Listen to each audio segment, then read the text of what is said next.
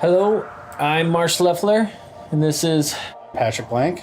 we are from Runic Games, and today we're going to show you Hob, our newest game. Yeah, this is some recent demos we have that we've been showing at the shows.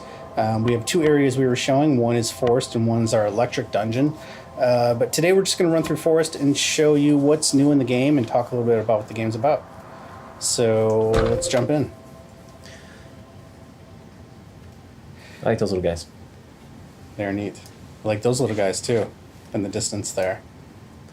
You know, one of the big things about Hob that's really different than Torchlight 1 and Torchlight 2 is that, you know, it's not random like Torchlight 1 and Torchlight 2, but it's really custom. It's all very personal, and we have a big story we're trying to tell you, and the world is doing that story as you play along. It's hard to explain, but there's no dialogue in the game.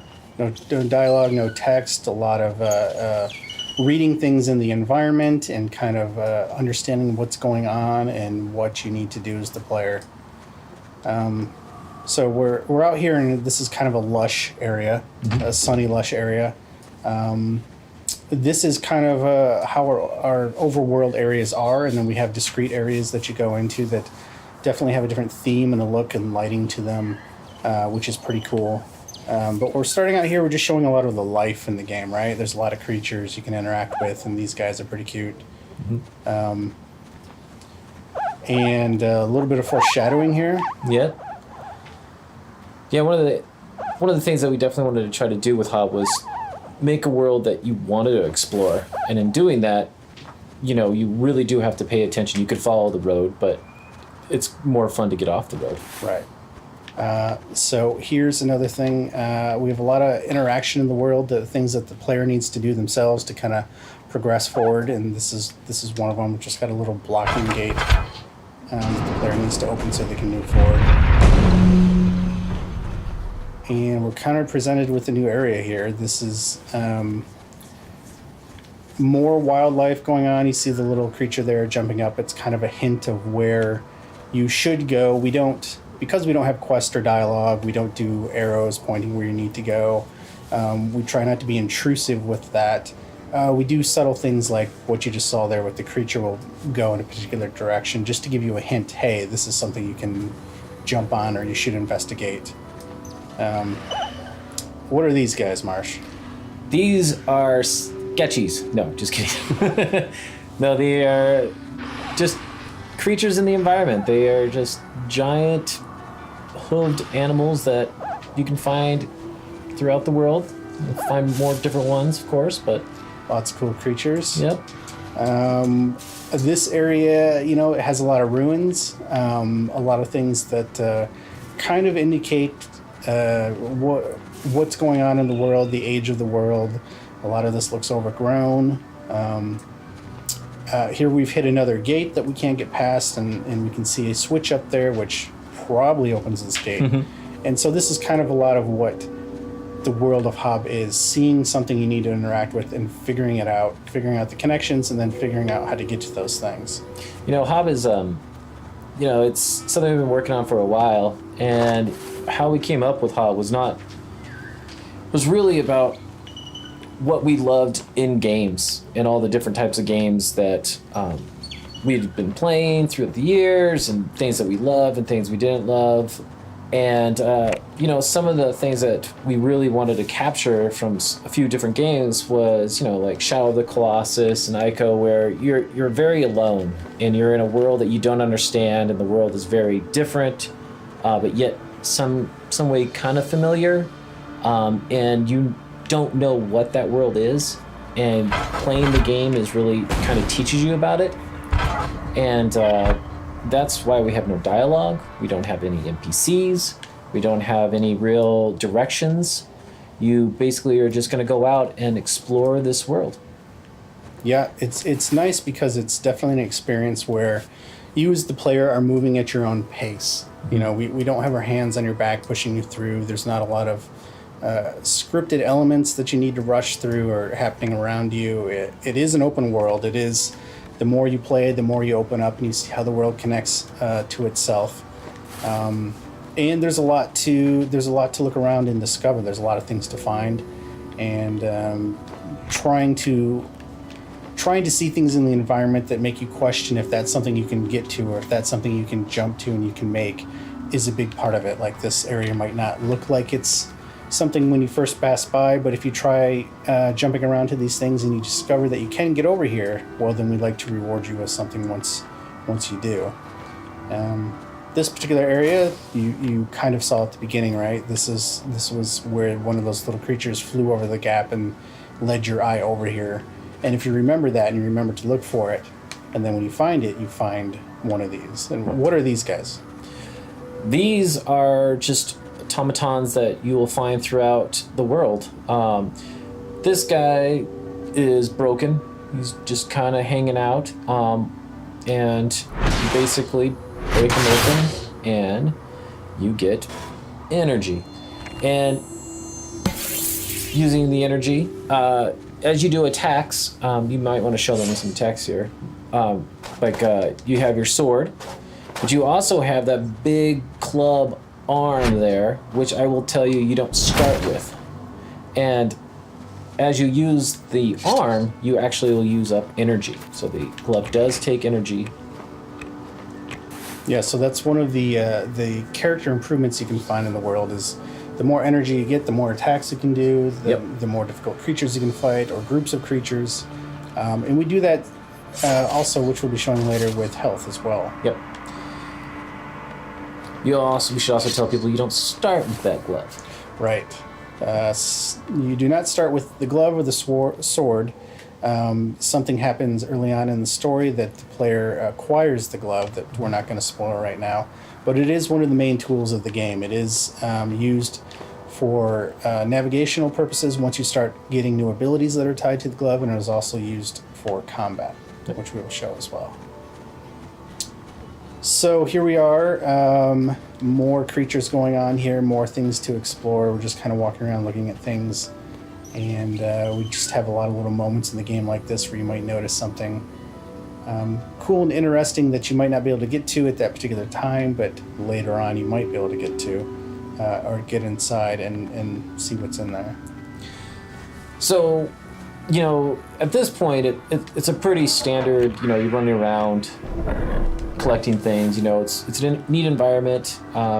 People at home can't really feel, but it's pretty fun to just, the controls are pretty solid. But the thing that I feel that makes Hob really unique is about the thing you're about to show them here. Well, can I interject first? Okay. Let's talk about the grass really quick. We've got to talk about the grass and this. You can cut the grass, and it feels amazing. And everybody just wants to do this. It's almost very zen in a way. And we have a little bit of health pickups popping out of the grass, so there's always something there. But this is really neat when you get into a combat with other creatures and you see them trying to attack you and cutting grass, or creatures moving through it, the wind moving through the grass. It's just another part of the world that feels alive. But all right, let's get to the big ticket item, Marsh. So, what happened before we got to this? Well, you would be adventuring, you would find certain ruins, you would find certain devices, and sometimes you would find keys in them.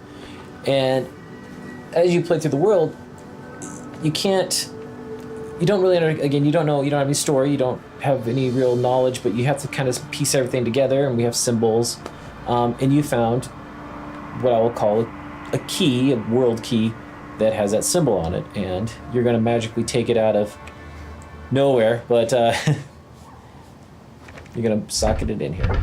And there are several of these in the game that you'll find in the world. And this is a big part of Hob, what we're doing here.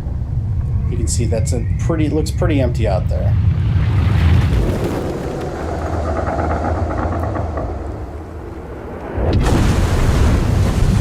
So what just happened?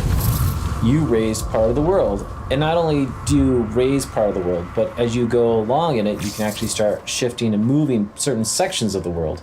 Right. And Hob is really about getting into this world and trying to fix it. And as you start, you're going to die. But it's dangerous too, and you have to not only worry about the monsters, but you also have to figure out how this world actually works. And Right. that's what Hob is really about. And this is how we have different areas. Obviously, this is our forest area. It's a little darker. A little darker. The vibe is different. We've got this guy up here, which is a nuisance. This is, we call him our bug thrower. He kind of hangs out in this area and collects these bugs and then throws them as grenades. But forest, yeah, this is part of the story too. You figure out what just happened and why. Why was that? Why did I just die? Because I wasn't paying attention. But why are these areas not up? You know, the world is in a very broken state. Why do you come out of that? Yeah. So, that's cool. That's cool. Raising an entire zone and then immediately being able to walk on it is really neat. And that's a big part of the game. And we do that with a lot of different areas of the game. And not just entire areas, but sections of the area that you need to raise or rotate to make connections. You are essentially rebuilding the world in Hob, but why the world was broken is part of what you need to figure out while you play. Let's see if I can get this guy to blow up. Oh. I tried to get away at the last second.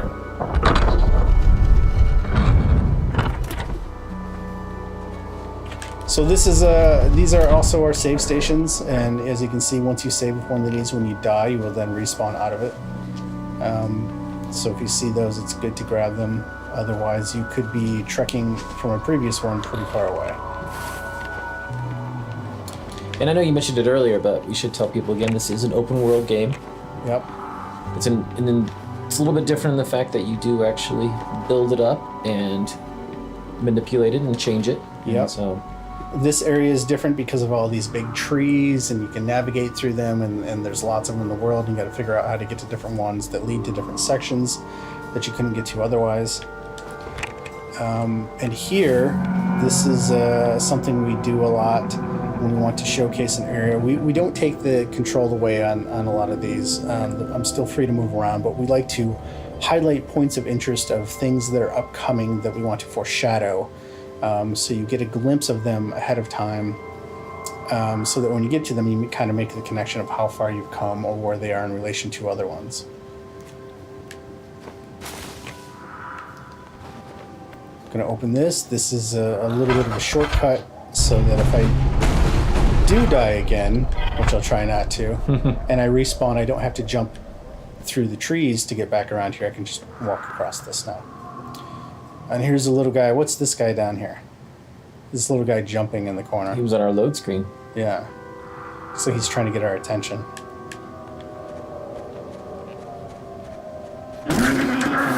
Oh. Or lead us to our death.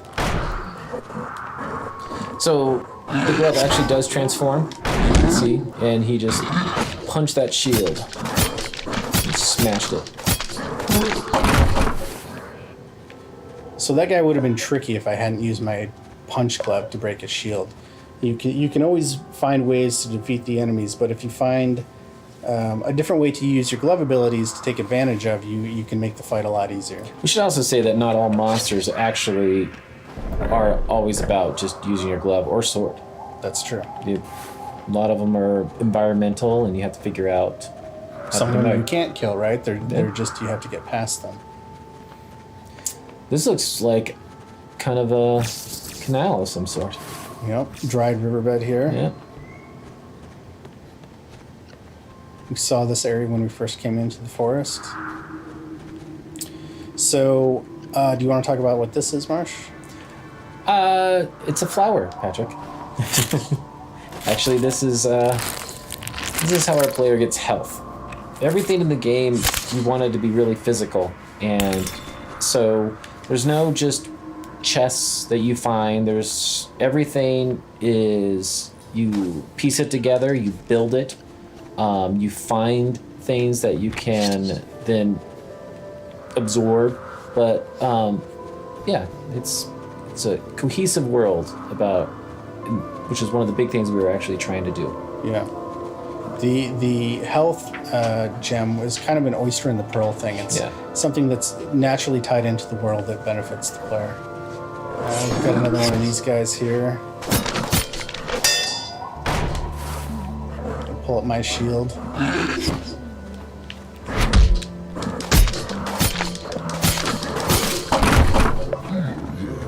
Little secret there.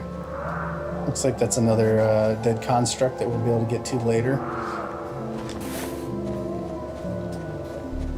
So yeah, this dried lake bed, or riverbed rather, kind of acts like the highway through the forest a little bit. Something we're not going to show today, but is very cool, is later on, you have the opportunity to actually restore flowing water to this river and ride it and get to different areas. It's very neat. And that's another big part of the game, and rebuilding the world is bringing back some of the elements that are currently absent. Some more of these little guys.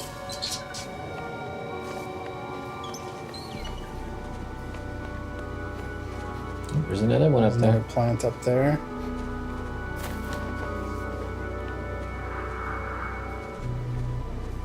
Some old looking ruins. You can see the little guy up top there. The player is looking up at him. Some more little guys. They peek up every once in a while when you see them, and it's just kind of hinting at something, again, something to come, and they do play a bigger part in the game. Yes, they do. But you don't know them very well yet, and they don't know you.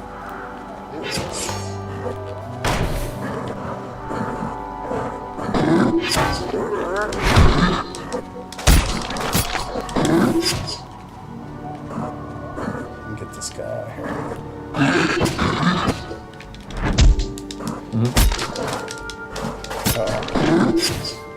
We do also have lock-on in the game, which is really handy. There we go. See what's over here. So this is an area that's inaccessible. You can see more forest back there, but I obviously can't get back there from this way, and this is an example of later on I will be able to get there once I find the solution. So we have our punch glove we've shown. We just used it on these wood spearmen a few times to break the shield and get an advantage of. But it also does play into the environment. If you can find certain things to punch, they will have a reaction to it. Like we can see this thing up here is glowing, but I can't get to it yet.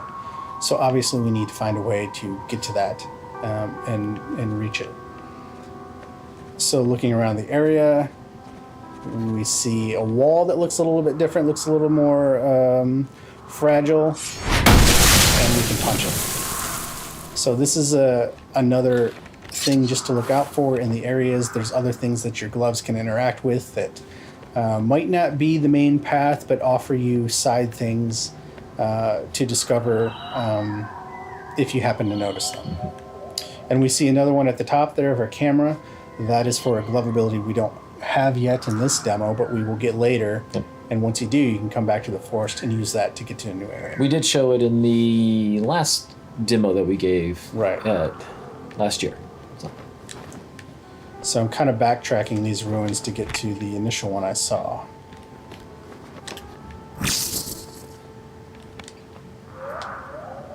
Pull this. And now this is reachable. So we're going to go ahead and give this a punch.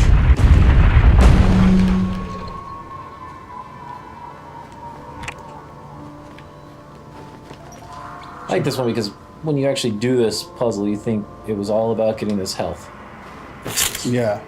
Yeah, it's like, oh, I'm done. And you can jump down and move on and never Yep. finish the other part. But we're going to show you the other part. I also like the cliff over here on the side. Kind of looks like something to go there too. Yep. Hinting at other things. Anything you see in here, you can that looks of that you can get to and climb. You can. Not in this demo though. Not in the demo. So this isn't so obvious, but again, it's one of those things. If you happen to scratch your head and wonder what happens if I get over there and you take a chance, you can see that something actually does happen.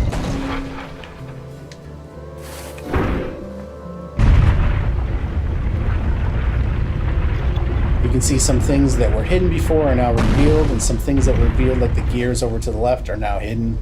The world kind of resets itself in a different state, and we have gained access to a little room down here.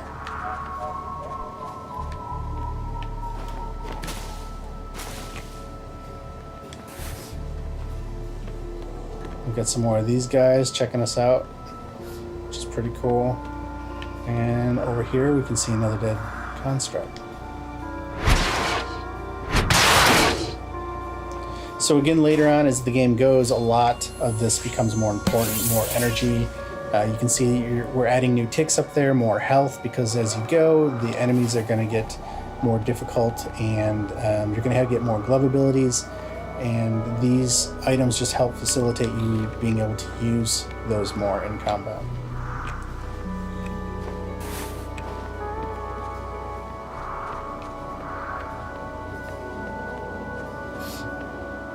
Got a lot of these guys. These are our brambles in the world.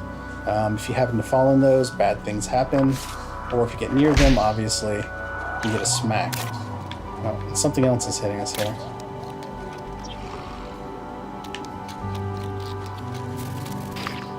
So here it looks like we have a bug thrower that was trying to collect some bugs and ran into some bugs who didn't appreciate it. Mm-hmm. And no matter how many of these we kill, you can see they keep coming out of the nest. So this is an example of where you need to not necessarily destroy the things that are immediately in front of you, but try to figure out how to get past the source of it. So in this case, we can see there's some ruins here. We're going to try to navigate up and see if we can get to the nest.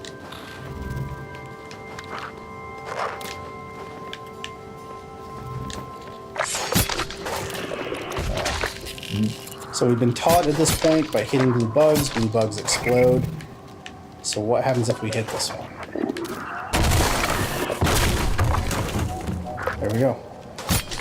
So if we finish these guys off, we've stopped the source of them spawning, and we've also revealed a path by destroying the nest that we can now move forward with.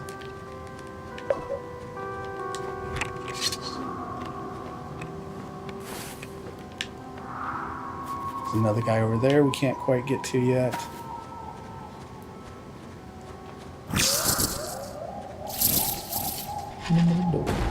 And then this is it. This is pretty much the end of our forest section. For this purpose, the forest is huge. There's a lot we didn't show. And there's a whole back half that you don't get to until later. So a lot of the areas we like to switch it up depending on when you get different abilities, you come back to them. So it's not once you're through them the first time, you're done with it. But they do all open up and connect to different areas the more you play, and the world just becomes one big puzzle in itself. And yeah, so that's pretty much it for what we're showing today. Yeah. And I think at a later date we'll try to show the electric dungeon, and as things come online, we'll be showing new things about Hob. But that's it. Thanks for watching today, and we'll see you guys next time. Thank you, guys.